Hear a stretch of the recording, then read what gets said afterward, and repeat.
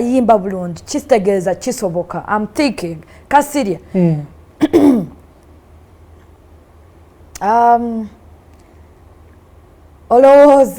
olowooza Weasel kikyalina okuzaako. Tulabye nga alina bayimbye nabo ayimbyeko ne Saha ayimbyeko yani omulala gwe yali ayimbyeko naye Saha ayina ne Spice I think Saha ibasinga ne voice we yali ajera ne bamuwa mu lugendalo simanya ayimbyeko ne Mr. Lee simanya ayimbyeko ne Gundi simanya ayimbyeko kati tulina kye tulabyeko ng'ali yekka golowooza kati kubo kiri alina okukwata alina kitwala ati ekintu kino. Nze ndowooza show ya Weasel eya okucelebrating a good life yandi packagingiddwa neba closure ne tuggalawo ekya Reddy and Weasel ne tutandika okulaba Weasel nga ye. Bino byonna bye tugamba ebyokuyimba n'abalala Weasel omuntu yenna gw'anaayimba naye ajja kuba amusse. Lwaki? Bagenda tandikira omugerageranya ku mugenzi Moze Radio of which kiba kibi eri omwana omupya yenna n'otandika omutuuza mu ngatto z'omusajja nga yali kabejja. Era bwe kitavengayo bulungi nga bagamba nti ng'erinnya Moze likolaki okitegeera naye ate kaakati Weasel asobola okukola closure ku sheno then n'atandika buto. Twaliko ne Kawalya Case California's Michael Scofield ku live emu n'atugamba ye kyali kyeyandiyagadde okulaba ku sheno yandiyagadde okulaba nga tutambula olugendo lw'ebyafaayo bya good life tubimalira awo. N'akomyawo amannya nga Gift of Kado kuba yalimu mu lugendo lwa good life abasajja nga basiza maani nga mukijjukire bwe kyali okuviira ddala Ennyanama paka bwe kyayambukira mu Kizungu then gye kyakola ki gye kyakomekererera nti ojje otambula olugendo olwo bw'oba osobola okumatiza Jeff Kiwo otuulako mu audience n'atuulayo bw'oba osobola okuleeta abasajja nga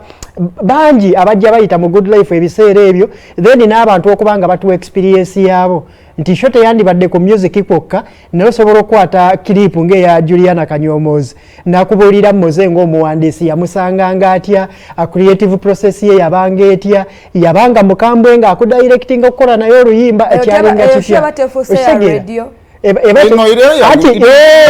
tubeera ku good life show nga tuli ku piiki y'okugamba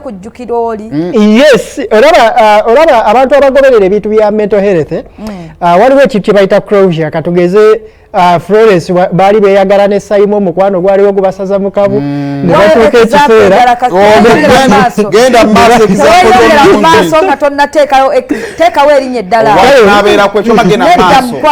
kale Florence yali yeyagala ne Adam abeera mu control room eri kati ne kituuka ekiseera embeera neyawuka batuuka ekiseera waliwo wokolera closure n'ogamba okay bwe biba bitabo byekambisa omemu ogusembayo bwe kibanga buliri bwe twasula akambusulemu ogusemba mbijjeyo bikole ki bigende so eno yandibadde moment Weasel wakolera closure ne tukomyawo history wa good life yenna asinga obungi nti omuntu neyekangako ku Gift of Kado ku stage nga performinga n'atubuulira joininga atya good life obulamu bwe bwalinga butya Badamandi Oscar abo bonna ne tukola ki ne tubazza tugenda okuva mu sheno nga mu butuufu omuntu afunye Moze Radio ne Weasel experience yabo gye bajja batambuliramu nga good life paka watuuka n'ava mu bulamu bw'ensi then ne tulonkinga Weasel Manizo n'ajja mu industry n'akola ki n'akola ekikye tosobola countinga Weasel Manizo off ng'omuyimbi atasobola kuyimba yekka kubanga yatandika ayimba yekka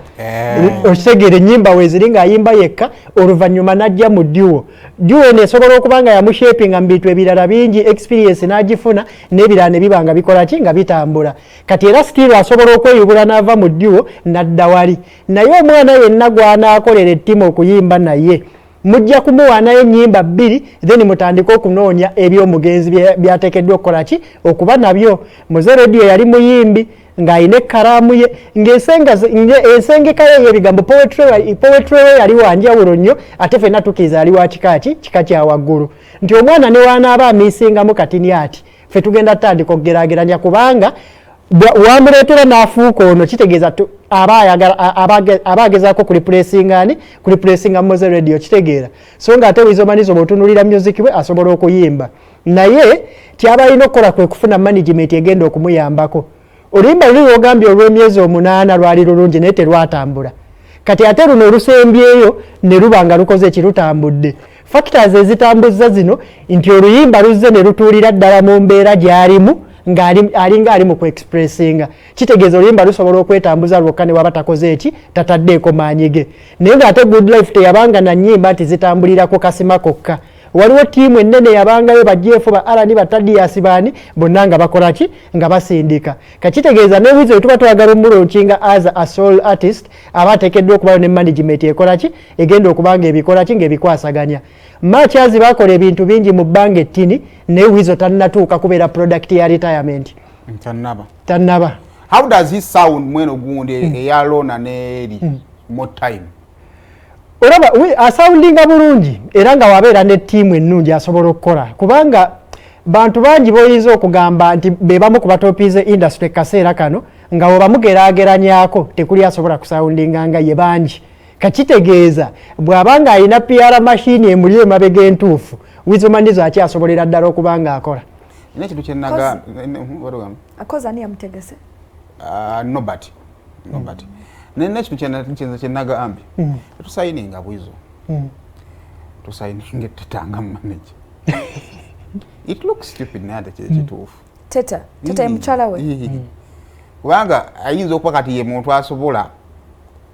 omujjamu ekyo kyokka teta si manager kati tulikole bwe sayininga ono nga personal manager nti osayininga omuyimbi nga Wizo Manizo n'okwata teta nga ye personal assistant we kubanga oba sure nti bw'omwetaaga ku bbiri ku matya mu buliri asobola munakola muteekako manager awo akazimu ka family nga kale nnyo wali problem but so far n'okuba nti waliwo omuntu asobola okuba nga akutegeera anti amutegeera ate ng'omuntu oyo akuwulira n'omulamu amubanja okwesanga nga Wizo mukyala we anti nembulamu amubanja nti byonna babiyitamu bonna kakati byonna ne webeera family nga yandyagadde okuyinga bagamba mukazi wali mumuleke yamanyi munne bakola ki bwendowooza but so far Wizo tukwagaliza birungi byereere walabye ekikumba